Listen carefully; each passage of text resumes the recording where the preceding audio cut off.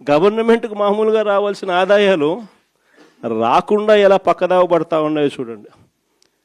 ఇసుకేమో మన హయాంలో సంవత్సరానికి 750 కోట్లు ఇసుకలో గవర్నమెంట్కి ఆదాయం వచ్చేది. 5 ఏళ్ళు కలిపి దాదాపుగా 3500 కోట్లు రాష్ట్ర ప్రభుత్వానికి ఆదాయం వచ్చేది ఇసుకలో. ఈరోజు ఇసుక అనేది ఫ్రీ అంటారు. ఎక్కడైనా ఇసుక ఫ్రీ జరుగుతుందా? పూర్తిగా దోచేసుకోవడమే.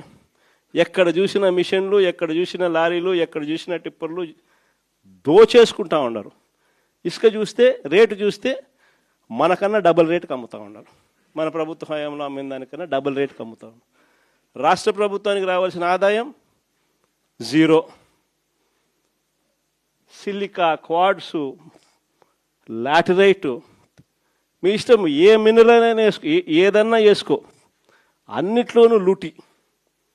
రాష్ట్ర ప్రభుత్వానికి సంబంధించిన ఆదాయాలు రాష్ట్ర ప్రభుత్వానికి రావు.